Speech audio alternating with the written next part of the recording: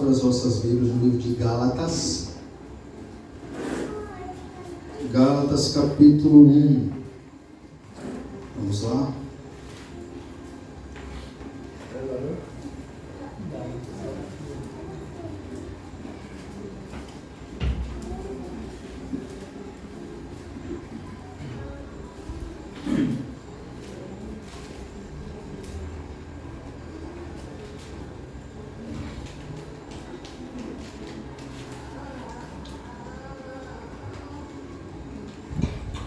Versículos 6 a 9.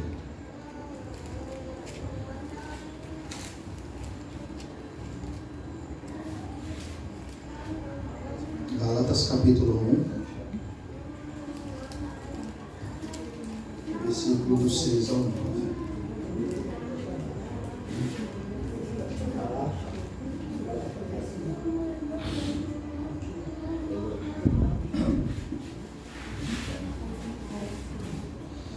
Está escrito assim: admiro-me que estejais passando tão depressa daquele que vos chamou na graça de Cristo para outro evangelho, o qual não é outro, senão que há alguns que vos perturbam e querem perverter o evangelho de Cristo. Mas ainda que nós, ou mesmo um anjo vindo do céu, vos pregue evangelho que vá além do que vós temos pregado, seja anátema. Assim como já dissemos, e agora repito: se alguém vos prega evangelho que vá além daquele que recebeste, seja anátema. Forte, não é? Senhor, nós te pedimos graça para falar da tua palavra, inspirada, inerrante, divina, verdadeira, tua, Senhor, para as nossas vidas. Fala conosco, Senhor. Nos ensina a obedecê-la, a temer ao teu nome, por viés do conhecimento dela. A sermos praticantes, para que assim nós andamos em conformidade com a sua vontade na terra, em nome de Jesus. Amém. Que texto esse, meus irmãos? Esse texto assim deixa claro para nós, irmãos. É triste ver, diante de textos tão claros como esse, a explosão de outros evangelhos. Meu Deus, irmãos, estamos vivendo o século que estamos vivendo talvez seja um dos piores. Não sei se ele está ultrapassando o século da grande reforma protestante, porque naquela época a escuridão era imensa e o povo não tinha a Bíblia na mão. Aí nós podemos até dizer, o povo não tinha acesso ao conhecimento, mas compensação, hoje, o povo tem acesso ao conhecimento, mas ainda assim é ignorante. O povo erra, o povo é enganado. Você viu como Paulo tratou o outro evangelho, que muitas pessoas hoje tratam como amiguinhos, bate na mão, cumprimenta? Não, é nossos irmãos também e tal.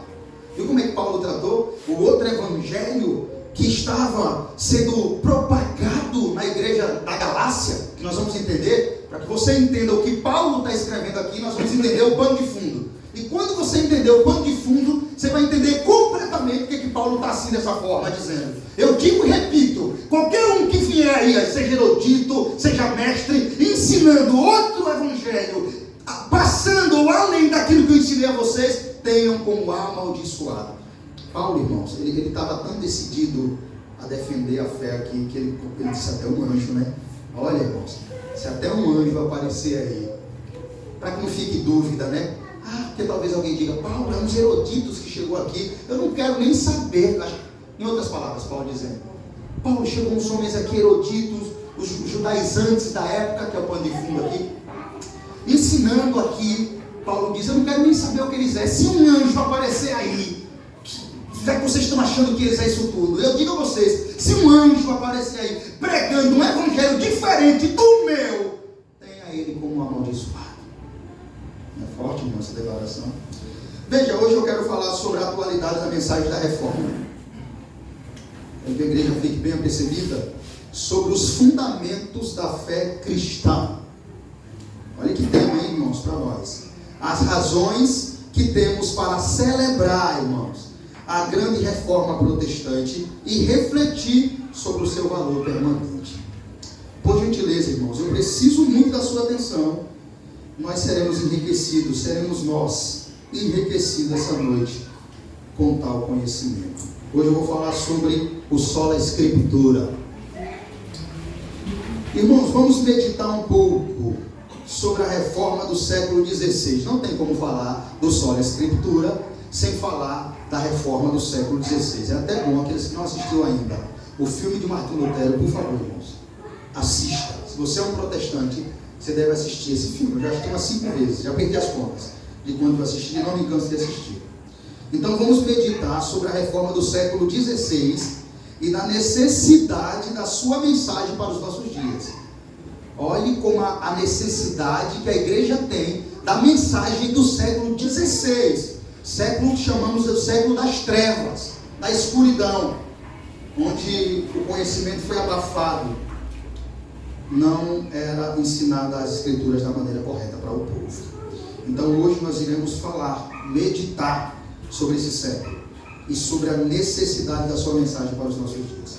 Veja, a natureza humana, irmãos, sempre tende em acrescentar exigências e alternativas ao caminho da reconciliação com Deus. É o que está acontecendo aqui em Gálatas, tá? É natural, só que isso só aconteceu em Gálatas. Nós estamos vendo exatamente isso hoje no Evangelho da Prosperidade, pregando, dizendo que salva. Só basta crer nesse Evangelho e você é salvo. Hoje você vê indulgências de outra forma. Quando você entende a história e por isso é importante essa mensagem será pregada hoje. Quando você entende, tem essa abrangência de conhecimento, você começa a olhar para o que está acontecendo de uma forma mais clara e lúcida. Você percebe que estamos vivendo um século bem parecido, mas os falsos mestres eles estão tentando ludibriar mais, enganar, misturando verdade com mentira. Não é explícito assim, igual o Papa daquela época, que vinha para você e dizia: esse documento é a salvação, compre e você vai ser salvo. Isso aqui é uma heresia de cara. Hoje não, eles não mentem só. Eles não falam só heresia, porque ia ficar muito notório. Eles falam um pouco de mentira e mistura com um pouco de verdade. Então por isso algumas pessoas defendem eles, dizem que somos de Deus, porque eles falam alguma verdade. Essa é a verdade. Os falsos mestres, eles falam algumas verdades que parecem dar a entender que eles são de Deus, mas não são.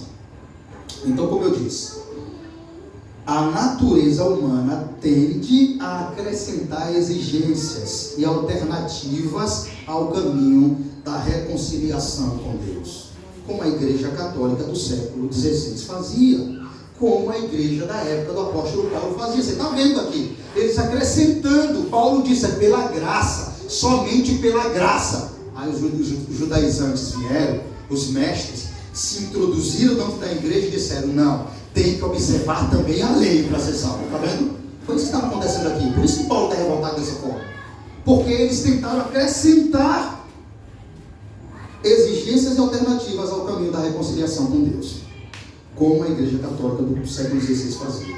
Irmãos, precisamos render-se à profunda simplicidade doutrinária dos 5 solas, que significa somente em latim. A reforma é nada mais do que Deus trabalhando providencialmente na história, desenvolvendo o seu plano soberano, articulando todos os nuances e todos os detalhes de tal forma que esse grande avivamento espiritual pudesse ser compreendido e propagado ao redor do mundo. Essa é a reforma, tanto por intelectuais de peso, como também por pessoas mais humildes, de educação mais básica. Nós vimos isso no século passado. John Bunyan e John Owen. Quem é John Bunyan? John Bunyan é o Peregrino, que você assistiu, aquele grande homem de Deus. O homem que escreveu o 2º livro mais lido do mundo, depois da Bíblia, dentro de uma cadeia. Um homem que era simples, não era intelectual, não era um erudito. John Bunyan não. Quem era o erudito puritano da época? John Owen. John Owen era o puritano erudito da época, intelectual, inteligente, era o teólogo da época. John Bunyan era o homem mais simples, mas de fervor na oração. E certa vez perguntaram a John Owen o que ele achava de John Bunyan. E ele disse: o que eu acho de John Bunyan? Eu queria ter a metade da intimidade de Deus que ele tem. Então veja, Deus usou isso na reforma. Deus trouxe uma reforma espiritual para que todos pudessem ser compreendido e propagado ao redor do mundo, tanto por intelectuais, John Owen, quanto por pessoas mais humildes de educação básica, John Bunyan, e outros no dia de hoje, como eu, que estou aqui em Maribuí. O trabalho de Deus na história, fazendo-se presente bem antes da reforma, revela o seu soberano poder. Antes da reforma protestante, Deus começou a preparar o campo para que ela viesse a acontecer. Por isso que eu disse que é muito importante isso que nós vamos escutar hoje, e como Deus preparou esse campo antes que a reforma viesse a acontecer. A reforma do século XVI não surgiu de um vácuo, mas a partir de condições preparadas por Deus.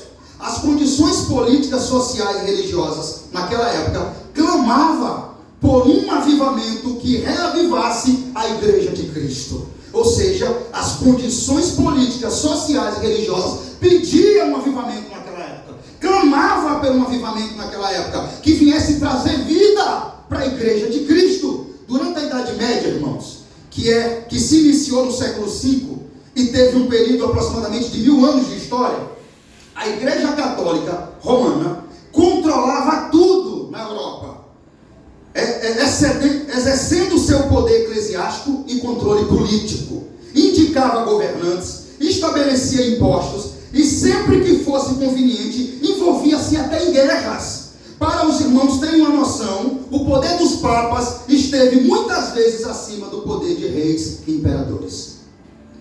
Só para vocês terem uma noção do que era aquela época. Mas no século XVI foi o século que procedeu à reforma. Já havia certa redução desse poder da Igreja Católica, porque reis poderosos começaram a desafiar o poder absoluto de Roma.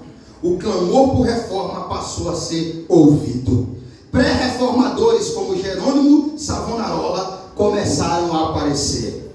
Começaram a surgir pregando o santo, genuíno Evangelho de Jesus Cristo. Os governantes foram se fortalecendo.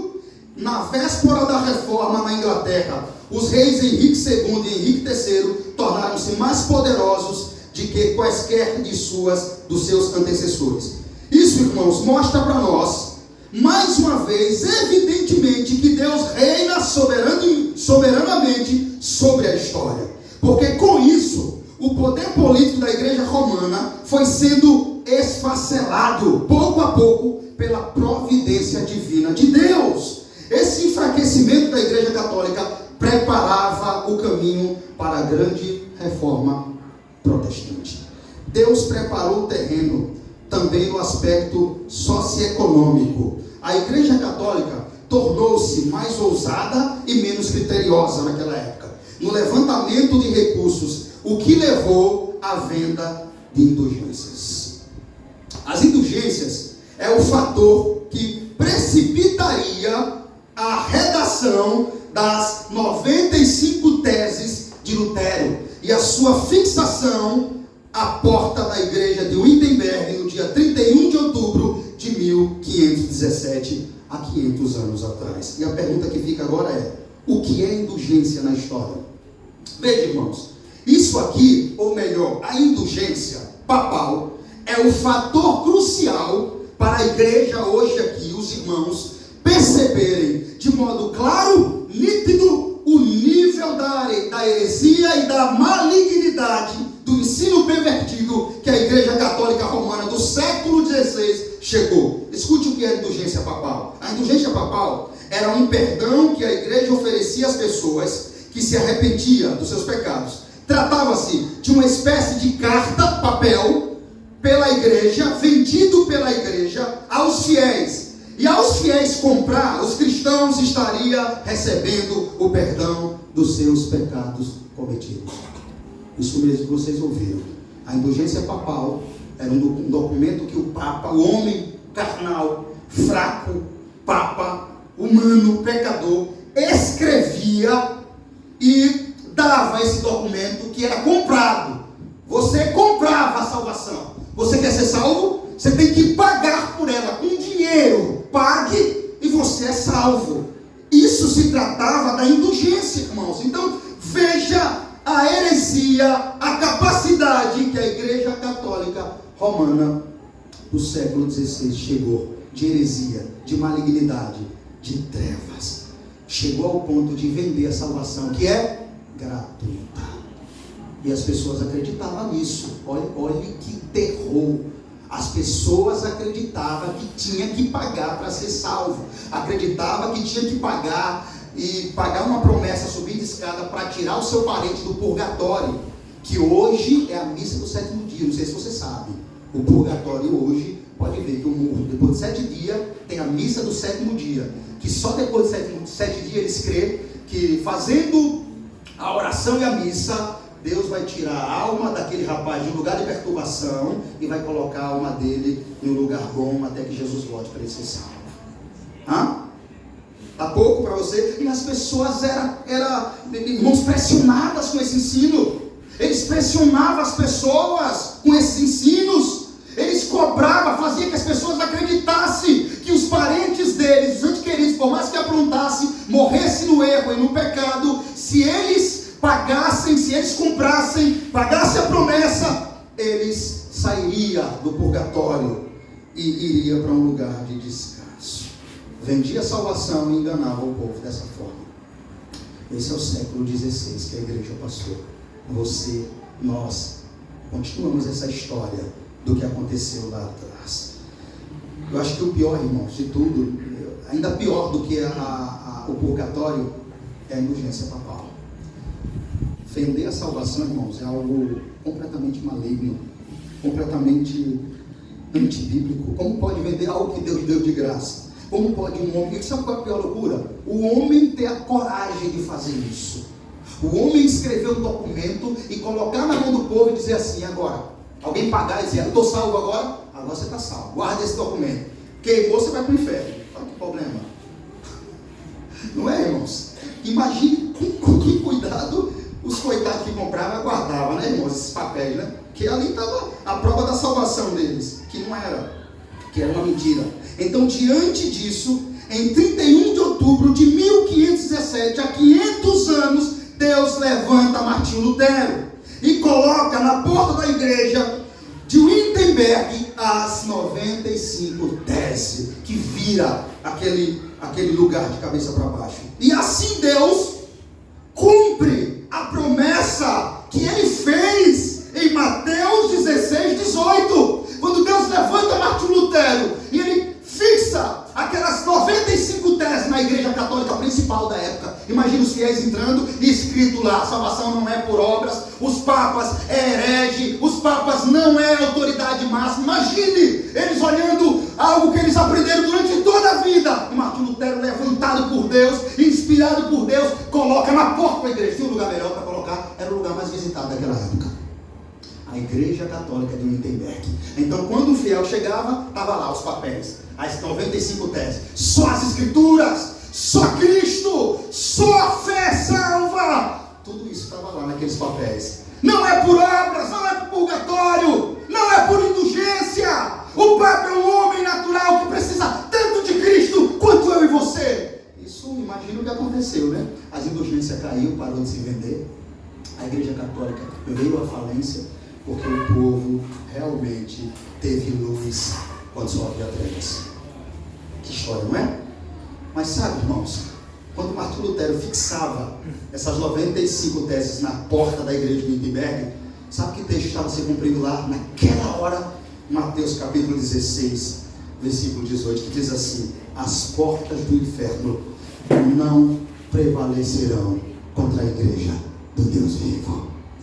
Cristo tinha prometido, irmãos: tu és Pedro, e sobre essa pedra edificarei a minha igreja, e as portas do inferno não prevalecerão contra ela. Ou seja, as portas do inferno não impedirão a marcha vitoriosa da igreja de Jesus Cristo. Então, portanto, irmãos, falar da reforma sempre será uma ocasião propícia. Relembrar a pertinência da reforma e dos 5 solas, enquanto celebramos a graça de Deus nesses 500 anos da reforma que revolucionou o mundo com a avassaladora mensagem do Deus soberano, do Cristo que reina e do Espírito Santo que regenera. Então eu vou falar entre quinta e domingo, como eu disse aqui, sobre os pilares da grande reforma protestante, que são os 5 solas. Os 5 solas são sola fide, somente a fé salva, sola escrituras, somente as escrituras é a única regra de fé e conduta, solas Cristo, só Cristo é o mediador entre Deus e os homens, sola gratia, somente a graça, por meio da graça o homem pode ser salvo, só lhe deu glória, glória somente a Deus. Uns 5 solas assim espetacular, né, irmãos? Aqui no latim que quer dizer somente, como eu disse, somente as escrituras. Vamos ver, ou vamos ler Gálatas novamente. Admiro-me que estejais passando tão depressa daquele que vos chamou na graça de Cristo para outro evangelho. Irmãos, veja, Paulo identificou imediatamente o problema que afligia os Gálatas. Eles haviam começado, aqui nesse texto que está nas suas mãos aí, os Gálatas haviam começado a seguir falsos mestres que ensinavam outro evangelho. Paulo identificou automaticamente o que estava acontecendo. E Paulo se opôs a esse falso evangelho e condenou aqueles que o seguiam e aqueles que o pregavam, como vocês estão vendo aí. Mas ainda que nós, ou mesmo um anjo vindo do céu, vos pregue o evangelho que vai além do que vos temos pregado, seja amaldiçoado. Paulo se opôs contra esse falso evangelho e condenou automaticamente aqueles que o seguiam e aqueles que o pregavam. Por que nós não estamos vendo isso mais hoje? Esse falso evangelho está aí, irmãos. Esse falso evangelho está evidente, é perigoso. Tem enganado uma massa de pessoas. Irmãos, por que nós estamos iniciando em Gálatas a nossa pregação? Porque Gálatas é a carta apologeta da Bíblia. Gálatas é a carta da defesa do genuíno evangelho. Essa carta que você está aí. Gálatas é a carta apologeta da Bíblia. Tem tudo a ver com a grande reforma protestante, não é? O que é que Martinho Lutero fez lá? Martinho Lutero defendeu a fé. Martinho Lutero, ele foi um grande apologeta da fé, irmãos. Apologeta significa, irmãos, alguém que se dispõe a defender a fé. A apologia é uma obra, um texto, um discurso de defesa da fé. Ou seja, como eu disse, apologeta é aquele que defende a sua fé com clareza, que defende o que acredita ser verdade, de fundamental, com firmeza. Se possível, morre defendendo aquela verdade. Isso é uma apologeta. Paulo era apologeta, irmãos. Pedro era apologeta. João era apologeta. João Calvino era apologeta. John Owen era apologeta. Charles Haddon Spurgeon era apologeta. John Bunyan, o peregrino, era apologeta. Martinho Lutero era apologeta. Enfim, todo cristão deve ser um apologeta, biblicamente falando. Todo. E quando eu digo todo, é porque está escrito na Bíblia. 2 Timóteo, capítulo 2, versículo 15. Procura apresentar-se a Deus como obreiro aprovado, que não tem do que se envergonhar e que maneja bem a palavra da verdade. É bíblico. É bíblico. 1 Pedro, capítulo de número 3, versículo 15, vai mais além, para que nós sejamos um apologeta. Para que nós sejamos um apologeta. Pedro diz que estejam sempre preparados para responder à razão da fé de vocês. Olhe para isso. Estejam sempre preparados para responder a alguém que perguntar a razão da fé de vocês. Apologeta.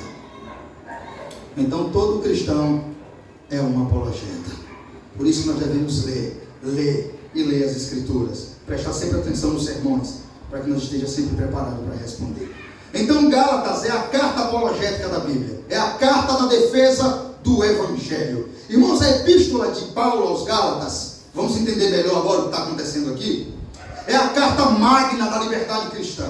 Irmãos, para você entender o que está acontecendo aqui, é necessário primeiro que você entenda o pano de fundo, o contexto que estava acontecendo lá na Galácia. As igrejas da Galácia haviam sido invadidas. Esse é o pano de fundo aqui, pelo qual Paulo está assim, indignado, mostrando os punhos, dizendo: não aceite esse ensino. E o que aconteceu lá? As igrejas da Galácia haviam sido invadidas pelos falsos mestres judaizantes, logo após a primeira viagem missionária de Paulo e Bernabé.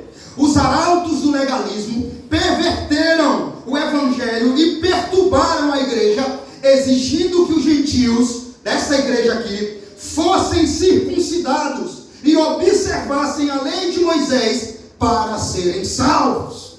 Surgiu falsos mestres aqui, surgiu falsos doutores. Paulo, depois da segunda viagem missionária de Paulo, falsos doutores perturbando a igreja, perturbando os irmãos, fazendo, ensinando, exigindo que os gentios, que foi chamado pela graça, para ser salvo pela graça, observasse a lei de Moisés para ser salvo. Isso é o contraditório. Ou você é salvo pela lei, que não pode me salvar, ou você é salvo pela graça. A lei não salva ninguém. Ninguém pode ser salvo pela lei, porque todos pecaram. Para que alguém pudesse ser salvo pela lei, ele tinha que cumprir os 10 mandamentos sem falhar em um. Como ninguém tinha essa capacidade, então ninguém podia ser salvo pela lei. Então a graça veio exatamente nos dar aquilo que nós não merecíamos. Por isso é graça, favor imerecido.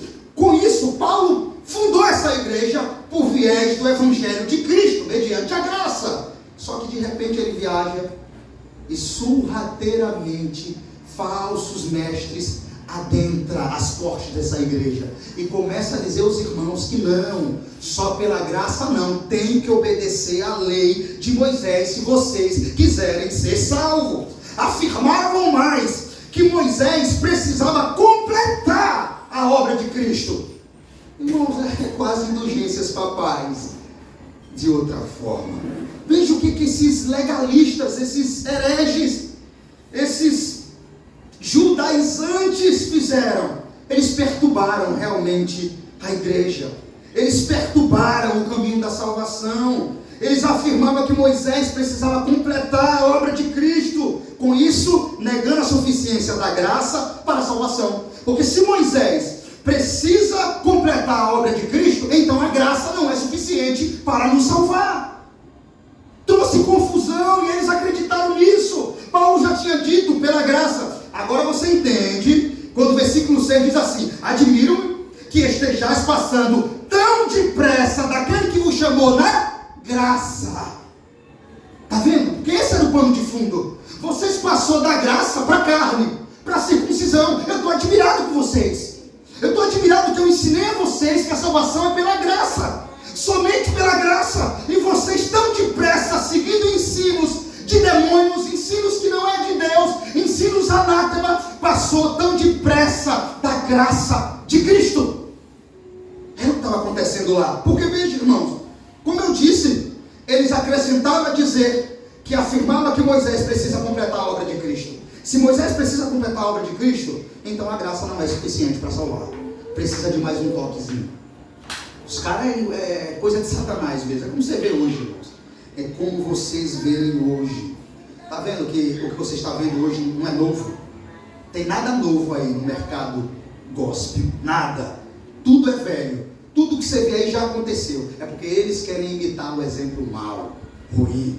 Eles querem pegar esses mestres que enganaram e querem continuar enganando. Você está vendo a mesma coisa aí? As pessoas pervertendo a palavra, mudando o sentido da palavra, trazendo o evangelho da prosperidade, que é outro evangelho. O outro evangelho não é o evangelho de Cristo. Surgiu até um novo evangelho coach. E aí tem como pessoa principal David Leonardo, Tiago Brunet, Bispo Leonardo. Esses homens são amados. Mas procure uma mensagem da cruz na boca deles. Não tem. Procure a mensagem que mostra Cristo e esse crucificado. Não tem, porque é outro evangelho. E é desse evangelho que Paulo está falando aqui, que é anátema. Esse evangelho aqui não é o evangelho da graça de Deus, não é o evangelho de Cristo, não é o evangelho da cruz. É o evangelho que o homem inventou para enganar as pessoas. Infelizmente é o que está acontecendo aí fora. É o evangelho do acrescento. Eles estavam acrescentando obras da lei à fé, como condição para alguém ser aceito por Deus. Irmãos, isso não faz vocês lembrar de nada? Amados irmãos, estamos diante de uma forma de indulgência. Só que a única diferença é que são épocas diferentes. Isso aconteceu na época de Paulo. Estamos diante de uma forma de venda de outro tipo de salvação. Estamos diante de uma proposta diferente para a salvação, que não é a proposta de Cristo e do Santo Evangelho. Então isso aqui, irmãos, nos mostra que a Igreja Católica do século XVI, ela adotou as heresias, o legalismo e as exigências que os arautos do legalismo da época de Paulo ensinavam, pervertendo o Evangelho, perturbando a Igreja de Cristo. E nessa ocasião é que Paulo fez. O que Paulo fez?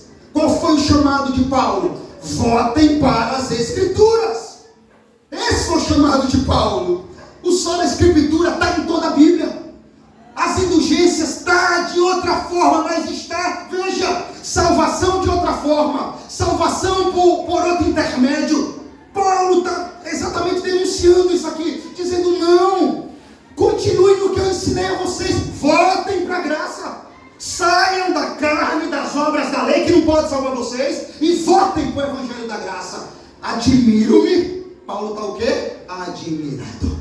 Admiro-me que tão depressa. Significa o quê? Que tinha pouco tempo, que Paulo tinha passado lá e ensinado a verdadeira palavra. Admiro que tão depressa estejais passando. Está vendo, irmãos? Passando, não tinha passado completamente ainda. Estejais passando daquele que vos chamou na graça de Cristo para outro evangelho. Paulo está admirado com os irmãos lá. Eu estou admirado com vocês, que tão depressa vocês estejam sendo enganados, passando da verdade para a mentira, passando do genuíno para o enganoso, passando do puro para o corrompido. É isso que Paulo está falando aqui, irmãos. Vocês perderam o foco. E quando Paulo chega até eles, o que é que ele diz? Qualquer outro ou qualquer um, seja mestre, anjo, qualquer pessoa que pregue um evangelho diferente do de Jesus Cristo, seja anátema. Por que as pessoas não ligam para esses versículos hoje? Tentei alertar algumas pessoas, elas não querem saber. Versículos como esse devia abrir os olhos das pessoas, com o David Leonardo, com o Tiago Brunetti, com o Bispo Leonardo e outros. Devia abrir os olhos deles. Eles deviam entender que ali é outro evangelho na boca deles. Esses versículos deviam fazer eles abominar esses homens. Eles não pregam a palavra de Cristo, por mais que falem bonito, por mais que tenham uma boa retórica. O que Paulo fala? Qual é a reação de Paulo? O que Paulo fala? Voltem para as Escrituras. Voltem os seus olhos para as só Escrituras.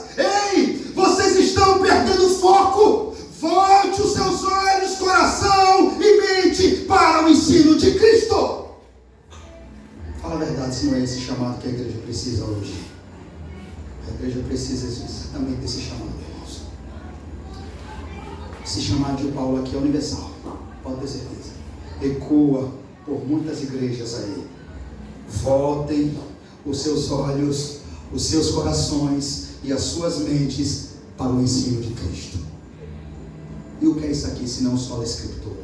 O que é que Paulo está tratando aqui? Que a graça de Deus nos alcança por iniciativas, chamado de Deus, e não por causa de qualquer coisa que tenhamos feito para merecê-la.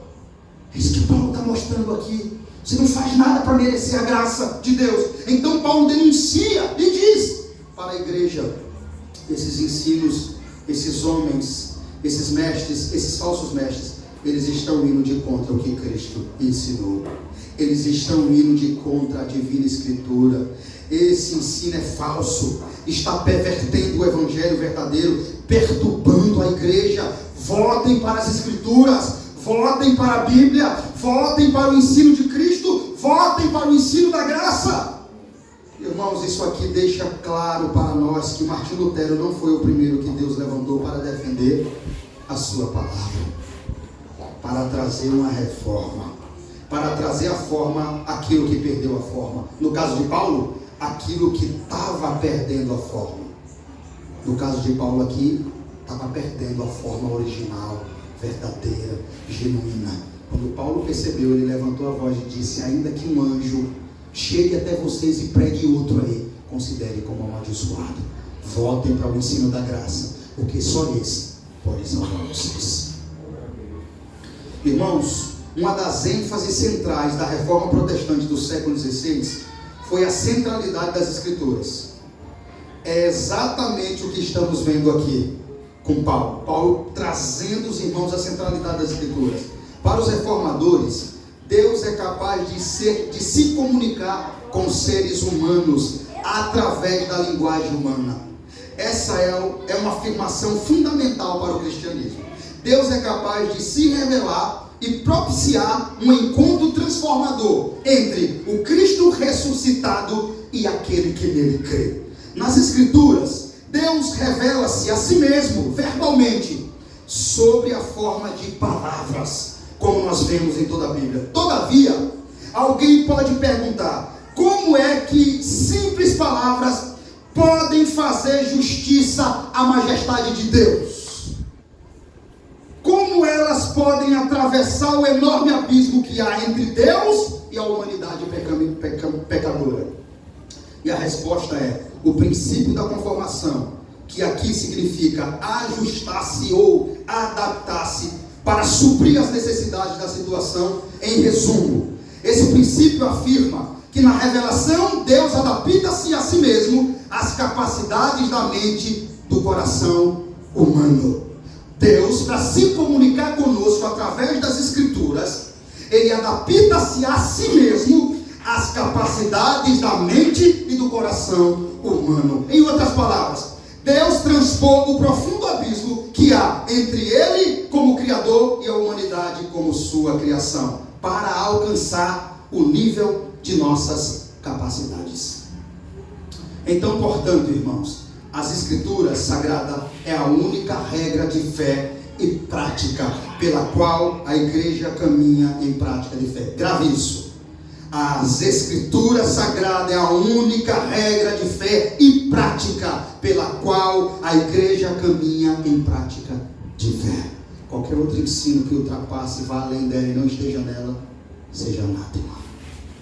As Escrituras Sagradas é o único meio divino e soberano pelo qual Deus se comunica conosco, nos exortando, nos consolando, nos direcionando, nos trazendo o conhecimento sublime, profundo e libertador dele em Cristo Jesus. De modo que a igreja é convalidada pela Escritura e não a Escritura pela igreja. As Escrituras devem ser interpretadas pelas Escrituras e não por achismo, filosofias ou ideias de homens. De novo, isso aqui eu vou ter que repetir. As Escrituras devem ser interpretadas pelas Escrituras e não por achismo, filosofias ou ideias de homens.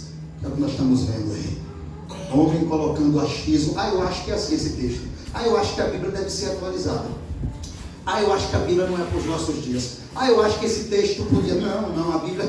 Achismo não pode entrar na Bíblia. É esse um dos pontos de tantas heresias que nós estamos vendo hoje. Porque as Escrituras não é respeitada. Não é o homem que fala as Escrituras. É as Escrituras que falam o homem. E o homem respeita ela como ela é. Então as Escrituras devem ser interpretadas pelas Escrituras e não por achismo, filosofias ou ideias de homens. Assim a igreja é fundada na palavra de Deus. O que é que estamos vendo hoje na igreja brasileira? A face mais visível da igreja brasileira mostra pastores que ensinam a mensagem da prosperidade, políticos que usam o adjetivo evangélico de forma nada nobre, pregadores que trocaram a mensagem do evangelho por algum tipo de noção de autoajuda, e ainda alguns escritores e formadores de opinião que, em ruptura com a fé, também são rotulados como evangélicos, mas negam a autoridade das Escrituras e assumem posições doutrinárias, éticas, em contrário com a tradição cristã. É isso que nós estamos assistindo hoje de novo. O que é que nós estamos assistindo? Pastores que ensinam a mensagem da prosperidade. políticos que usam o adjetivo evangélico de forma nada nobre, pregadores que trocaram a mensagem do evangelho por algum tipo de noção de autoajuda. É isso que estamos vendo hoje. Parece que estamos precisando de outros Luteros, de uma nova reforma protestante. Como clama aqui o apóstolo Paulo, a igreja precisa voltar urgente o verdadeiro evangelho. E o que é o evangelho em linhas gerais? O evangelho em linhas gerais é Cristo e esse crucificado. Abra comigo 1 Coríntios 15.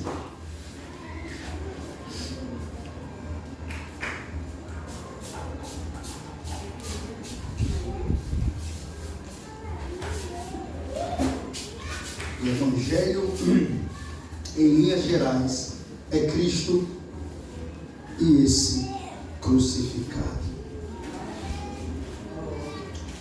Aqui está o evangelho. Quando você me vê esses pregadores aí, tá?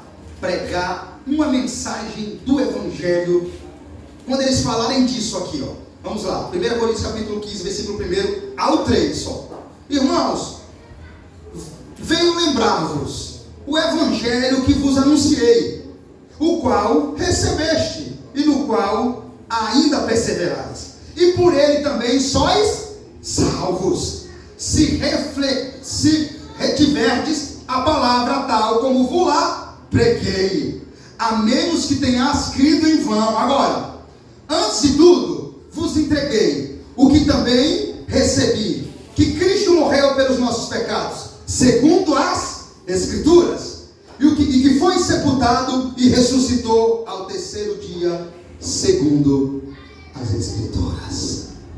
Até aí, irmãos, ó. Aqui está o evangelho.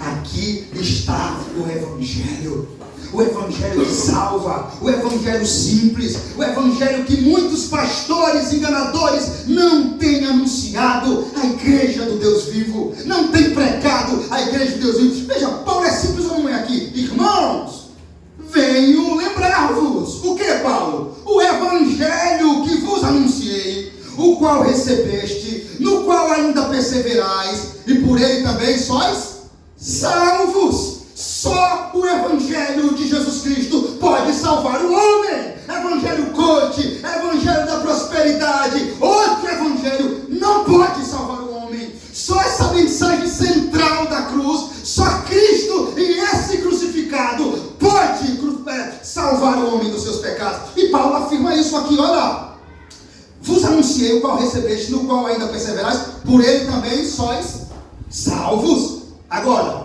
se retiverdes a palavra tal como lá preguei.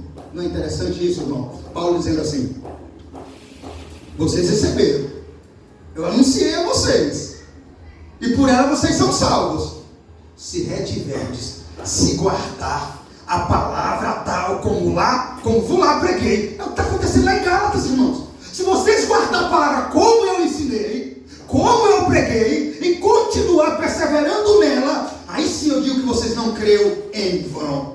É o que está acontecendo em Gálatas. Observe, irmãos, eles estão fugindo do evangelho, eles estão passando para outro evangelho, e Paulo dizendo: irmãos, eu recebi o evangelho, e venho lembrar vocês, anunciei a vocês, vocês receberam, no qual vocês estão perseverando, e por ele vocês também foi salvo. Agora, tem um ponto aqui que nós devemos observar: se retiverdes a palavra, guardar, se guardares a palavra tal como vos lá preguei, vocês são salvos. Se vocês guardarem o ensino como eu ensinei a vocês, como eu anunciei a vocês, vocês vão mostrar, vão demonstrar que são de Cristo. O que ele acaba dizendo aí? Ou será que tenha crido em vão? Qualquer outro evangelho que seja crido e observado, recebido por alguém que não seja o evangelho verdadeiro, é uma crença vã. É o que Paulo está nos ensinando aqui. Versículo 3, ele diz para nós o que é o evangelho. Antes de tudo vos preguei o que também vos recebi, que Cristo morreu pelos nossos pecados, segundo as Escrituras, só a Escritura. É ela que nos informa isso. Só a Escritura. Pregue ela. Esse é o Evangelho. Eu recebi, entreguei a vocês. E o que é o Evangelho, Paulo? Cristo morreu pelos nossos pecados, segundo as Escrituras, e que foi sepultado e ressuscitou ao terceiro dia, segundo as Escrituras. Sabe o que é o Evangelho? O pregador abrir a Bíblia e pregar Cristo crucificado, sepultado e ressuscitado, para a glória de Deus Pai, para o perdão do pecado do povo. Se alguém não prega isso, não abre, não esclarece, não mostra, seja anátema.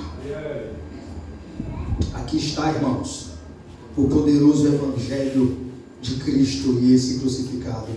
Então, por amor e para a glória de Deus, uno e trino, portanto, irmãos, devemos resgatar o significado original da palavra evangélico. Você já parou para pensar nisso? Devemos resgatar o significado original da palavra evangélico e assim reafirmar o nosso compromisso com essas verdades centrais da fé cristã, que foram redescobertas na reforma protestante do século XVI. Então, se você não obedece a palavra, você cai. Se você não escuta a palavra, você cai. Se você não guarda a palavra, você cai. Se você não dá a atenção devida que a palavra merece, você cai. Se você não se importa com a palavra de Deus, você cai. Se você não reverencia a palavra e se importa com ela, você cai da fé.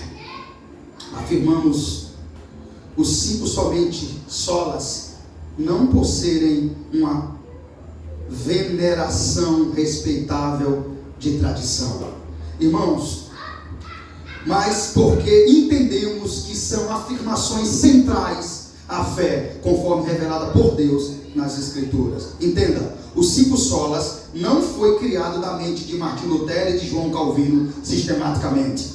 Os 5 solas está na Bíblia. São afirmações centrais da fé, conforme é revelada por Deus nas Sagradas Escrituras. Por causa disso, então, nosso amor a Deus e a Cristo e a Igreja, precisamos não apenas resgatar a palavra evangélico, mas também lembrar o significado do que vem a ser um evangélico aqui e agora, nos dias de hoje. Guarde isso. E o que faremos relembrando os chamados 5 solas? O primeiro, que é o que estamos estudando aqui, só a Escritura, somente as Escrituras, nos convida, as Escrituras nos convida a meditar a respeito do testemunho que a Escritura dá de si mesma. É digna de nota a forma em que a Escritura caracteriza a si mesma e na qual os autores inspirados falam do que Deus está fazendo por meio delas. Por exemplo, Paulo faz uma declaração em sua última epístola, em uma ocasião em que ele está preparando ou preparado para o martírio. 2 Timóteo 3,16, vamos ler.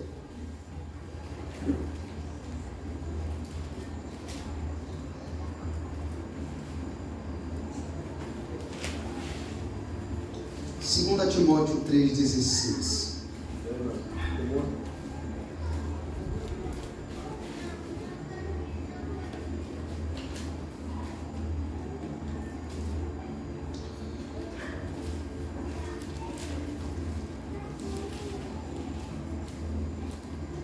Olha o que diz aí, somente as Escrituras. 2 Timóteo 3,16 diz assim: toda a Escritura é inspirada por Deus e útil para o ensino, para a repreensão, para a correção, para a educação na justiça, a fim de que o homem de Deus seja perfeito e perfeitamente habilitado para toda boa obra. Só a Escritura, irmãos. A igreja precisa das Escrituras, caminhar pelas Escrituras, obedecer às Escrituras, escutar as Escrituras, guardar as Escrituras. É disso. Ela é suficiente para nós. Por isso esse ensino não pode ser desprezado na sua casa. Você tem as Escrituras sagradas de Deus. Você tem o livro da vida nas suas mãos. Você tem o livro inspirado pelo próprio Deus nas suas mãos. Como rejeitar o livro pelo qual Deus usou para trazer a grande reforma protestante. Toda a Escritura é inspirada por Deus, útil para o ensino, para a repreensão, para a correção, para a educação. Mas a Escritura é suficiente para todos. Você está prestando atenção aí? Ela educa, ela ensina, ela repreende, ela corrige. Agora, ela tem um propósito, não é? 17. A fim de que o homem de Deus, escute isso, a finalidade das Escrituras. As Escrituras foi posta para você ser perfeito e perfeitamente habilitado para toda boa obra. É por isso que ninguém pode rejeitar um sermão. É por isso que ninguém pode menosprezar um sermão quando ele vem de Deus. É por isso que ninguém pode fazer pouco caso de uma palavra pregada em um púlpito que honra, que se submete à palavra de Deus. Porque é o propósito dela, qual é? O propósito das Escrituras é tornar você perfeito. Quantas áreas da nossa vida precisa entrar em perfeição? Pois é, as Escrituras é o que precisamos para que, a fim que o homem de Deus seja perfeito e perfeitamente habilitado para toda boa obra. Nós precisamos gravar as Escrituras, ler as Escrituras, guardar as Escrituras, obedecer as Escrituras. Guarde. Você precisa ler as Escrituras, guardar as Escrituras, observar as Escrituras, meditar nas Escrituras e obedecer as Escrituras. Então, irmãos, a palavra Escritura tem o sentido de corpo de escritos, autorizados e dados pelo próprio Deus. De novo, a palavra Escritura tem o sentido de corpo de escritos, autorizados e dados pelo próprio Deus. João Calvino, um dos grandes reformadores, que tem muito a ver com 5 pontos que estou pregando aqui, diz: sabemos que Deus nos falou e estamos plenamente convencidos de que os profetas não falaram de si próprios, mas que, como órgãos do Espírito Santo, pronunciaram somente aquilo para o qual foram do céu comissionados a declarar. Aleluia. Então, o que o apóstolo afirma é que as Escrituras são objeto de ação de Deus. Os homens não são mencionados, mesmo estando envolvidos. A formação das Escrituras é inteiramente associada à atividade de Deus. Desse modo, quando pensamos no testemunho que a Escritura dá de si mesma, sabemos que ela afirma a própria inspiração. Em outras palavras, os escritores canônicos afirmam a inspiração do texto sagrado. Portanto, devemos a Escrituras a mesma reverência devida a Deus, já que ela tem nele a sua única fonte. Não existe nenhuma origem humana ministrada nela. Devemos às Escrituras a mesma reverência que devemos a Deus, já que ela tem nele, em Deus, a sua única fonte e não existe nenhuma origem humana ministrada nela. Está vendo, irmãos, o perigo de desobedecer às Escrituras? Só a Escritura. Nós precisamos obedecer essa palavra, reverenciar essa palavra. Ela é pura, completamente absoluta e divina, de modo que se pode escurecer, perverter ou retrair o ensino dela. Ou melhor, de modo que se alguém perverter ou retrair o ensino dela, o povo morre, perece e é enganado, e não vê direito claramente, mas os olhos se enchem de trevas. Que foi o que aconteceu no século XVI. Quando essa Escritura aqui, que deve ser obedecida, gravada, lida, praticada, meditada, examinada, é menosprezada, quando o ensino das Escrituras é pervertido, quando se retrai o ensino dela ao povo, o que acontece? O povo morre espiritualmente, o povo é enganado, o povo não vê direito, mas os olhos deles se enchem de trevas, que é o que chamamos no século XVI, o século das trevas.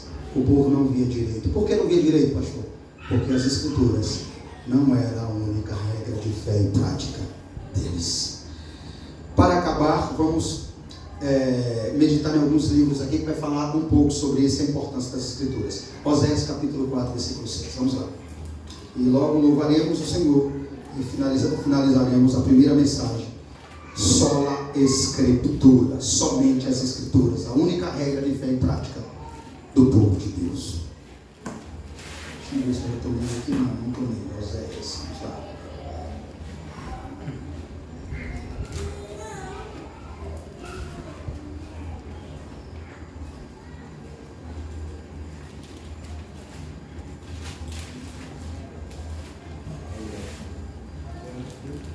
Oséias capítulo de número 4, versículo 6.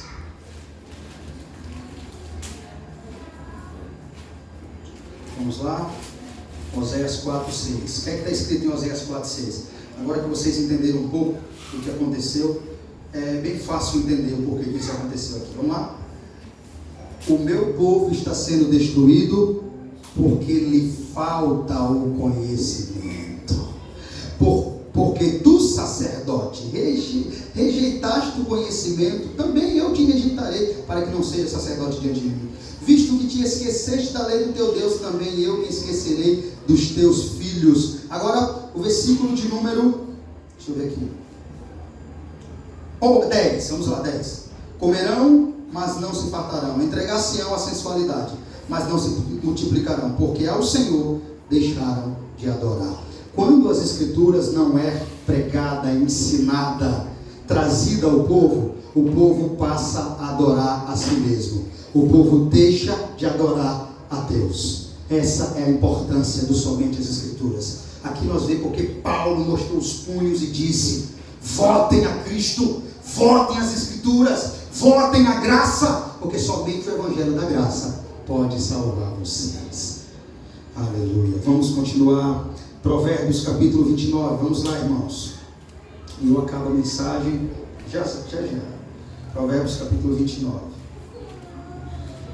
Quando não há a profecia, as Escrituras, sabe o que acontece? O povo se corrompe. Provérbios 29 e 28.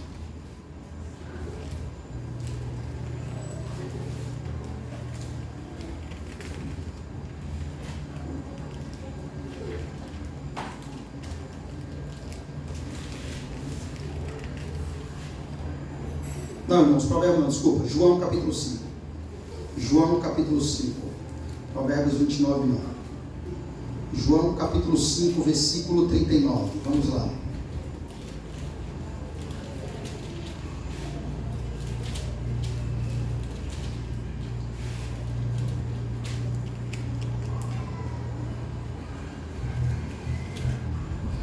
João capítulo 5. Versículo 29. 39. Muito bem. 39. Vamos lá. Olha o que é que diz esse capítulo de João, capítulo 5.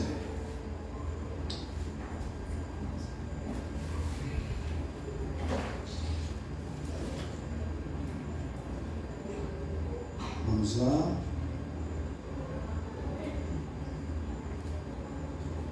Examinai as Escrituras, porque julgais ter nelas a vida eterna, e são elas mesmas que testificam de mim. Só a Escritura, irmãos. Examinai. O exame aqui, irmãos, é um diagnóstico. Faça um check-up. Examine. Por isso, irmãos, tenha um cronograma bíblico. Leia as Escrituras. Hoje, sendo pregado só a Escritura para nós vemos a importância de ouvir as Escrituras, obedecer as Escrituras, guardar as Escrituras, gravar as Escrituras, ler as Escrituras e examinar as Escrituras. É isso que o Sola Escrituras traz para nós. Nos mostra a importância de conhecer e se aprofundar na palavra de Deus. Examinai as Escrituras, porque julgaste ter nela a vida eterna.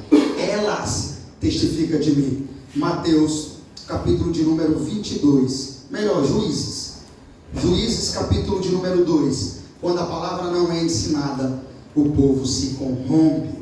Isso aqui é só mostrando na Bíblia, irmãos, as certezas do que aconteceu quando o povo se desviou do sola escritura. Essas catástrofes aconteceram. Vamos lá. Juízes 2. Juízes, você pega Gênesis e vai voltando. Josué, Juízes. Deuteronômio, Josué, Juízes. Vamos lá. Juízes capítulo 2, versículo 10.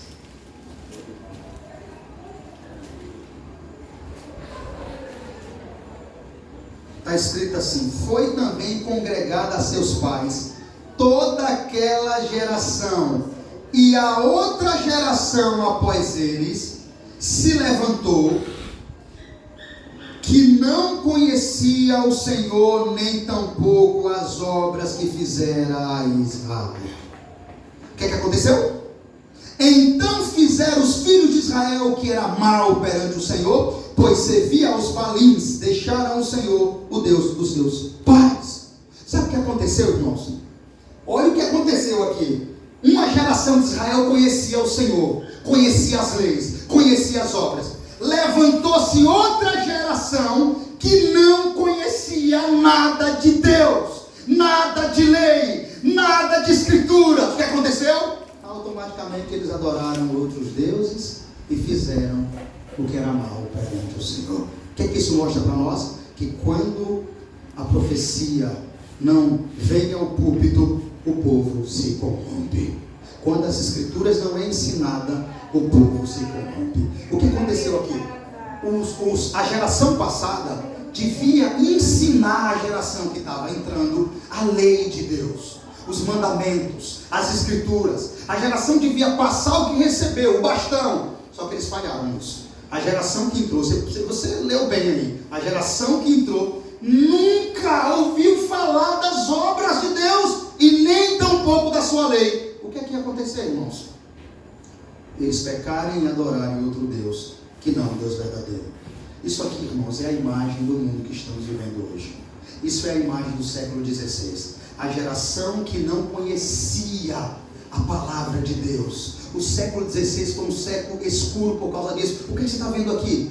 Algo escuro. Eles estão cegos. Eles estão andando por si só. Eles não conhecem nada de Deus. Quando a igreja não conhece o Deus que adora, elas vão passar a adorar ídolos no lugar de Deus. É isso que está acontecendo nas igrejas hoje.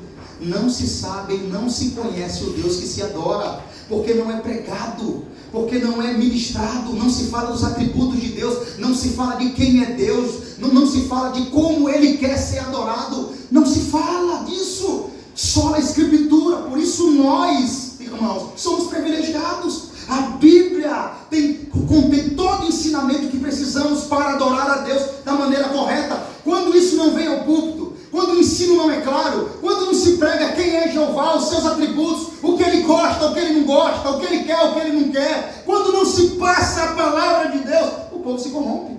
A igreja começa a adorar a Deus da forma dela, começa a andar conforme a própria sabedoria, porque do púlpito não sai luz, nem ensino, nem direção para o povo. Não foi isso que aconteceu no século XVI? Por que o povo achava que podia ser salvo por obras, achava que o purgatório dava certo? Porque não se sabia da verdade da palavra de Deus. Então foi o que aconteceu aqui em Juízes. Levantou-se uma geração que não sabia nada de lei, nada de escritura e nada de Deus. É a nossa geração ou não essa? Geração ignorante que não quer saber, não conhece nada de Deus. Você pergunta o que é edificação pela fé? Eu pergunto aqui de 10 anos na Assembleia de Deus. Às vezes eu ajudo no WhatsApp. Eu sou pregador. Peguei um rapaz, 10 anos na Assembleia de Deus, eu sou pregador. É mesmo? O que é justificação pela fé? Ele não sabia. Então eu ensinei justificação pela fé, ensinei os processos da salvação. Ele ficou maravilhado. Ele não sabia, porque é uma geração que não se sabe nada de Deus, não conhece Deus, não conhece o Deus que adora. E se você não conhece o Deus que adora, você vai dar qualquer tipo de presente a Ele. Você não sabe o que Ele quer e nem o que Ele gosta. É isso que está acontecendo nos cultos hoje. Por isso só a Escritura é a única regra de fé. Por isso Paulo mostrou os punhos e disse: volte para as Escrituras, ande pelas Escrituras, obedeça as Escrituras, escute as Escrituras, guarde as Escrituras, pratique as Escrituras, porque julgaste ter nela a vida eterna, e ela testifica do Criador. Vamos lá, para acabar. Agora Mateus capítulo 22, rapidinho.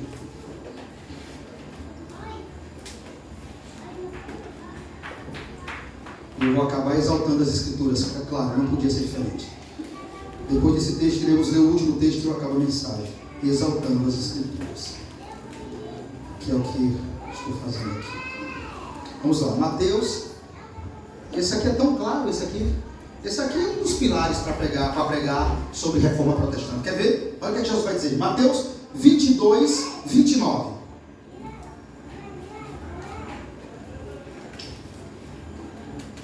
Mas, melhor, vamos pegar do começo para entender por que eles estão errando e por que a geração de hoje erra. Vamos lá. 23 até o 29. Naquele dia aproximaram-se dele alguns saduceus que diziam não haver ressurreição. Ou seja, algumas pessoas que não acreditavam na ressurreição. E lhes perguntaram: mestre, Moisés disse: se alguém morrer, não tendo filhos, seu irmão casará com a viúva e suscitará descendência ao falecido. Ora, havia entre nós 7 irmãos. O primeiro, tendo casado, morreu, e não tendo descendência, deixou sua mulher ao seu irmão. E o mesmo sucedeu com o segundo, com o terceiro, até o 7º. Depois, todos eles morreram, também a mulher. Agora, o 28. Portanto, na ressurreição, de qual dos 7 será ela a esposa? Ou seja, em outras palavras, essa mulher vai ser esposa de quem no céu, Jesus? Porque ela teve 7 aqui, é isso que eles estão perguntando aqui. Ela teve 7 aqui, Senhor. No céu, ela vai ser esposa de quem dos 7? Jesus.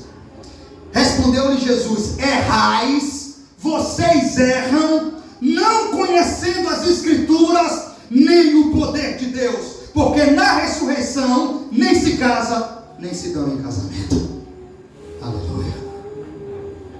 Glorioso o texto, não é, irmãos? São, porém, como anjos do céu. Errais, não conhecendo as Escrituras e nem o poder de Deus. Por que as pessoas erram hoje? Não conhecem as Escrituras e nem o poder de Deus. Está vendo, irmãos? Essa mesma ignorância aqui tem muitas milhares de outras pessoas em outros assuntos, errando porque não conhecem as Escrituras e nem o poder de Deus. Para acabar, Salmos 19.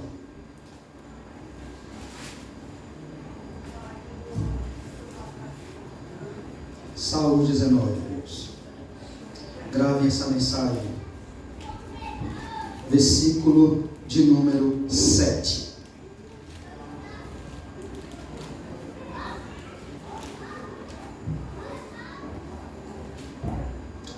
Sola Escritura. A lei do Senhor é perfeita, a palavra, a Escritura, e restaura a alma. O quê? A Escritura é perfeita, por isso você deve guardar, obedecer, andar, praticar, escutar, examinar, porque ela é perfeita e restaura a alma. O testemunho do Senhor é fiel, o testemunho das Escrituras é fiel, irmãos, e dá sabedoria aos simples. É por isso que devemos guardar, meditar, obedecer, porque ela faz o simples sábio. O que mais? Os preceitos do Senhor são retos, a sola Escritura, a Escritura é reta e alegra o coração. O mandamento do Senhor é puro, não contém erro, é inerrante, infalível e não contém contradições. O testemunho do Senhor é puro. O mandamento do Senhor é puro e ilumina os olhos. O temor do Senhor é límpido e permanece para sempre. Os juízos do Senhor são verdadeiros e todos igualmente justos. São mais desejáveis do que o ouro, mais do que muito ouro depurado, e são mais doces do que o mel e o destilar dos favos do mel. Essa é a lei do Senhor, irmãos. Essa é o sola Escritura. A lei do Senhor é perfeita e restaura a alma. A palavra do Senhor é perfeita e restaura a alma. É por isso que nós podemos dizer: somente as Escrituras é a única regra de fé e prática para todo cristão na face da terra. Vamos louvar o Senhor e assim nós se despediremos para casa.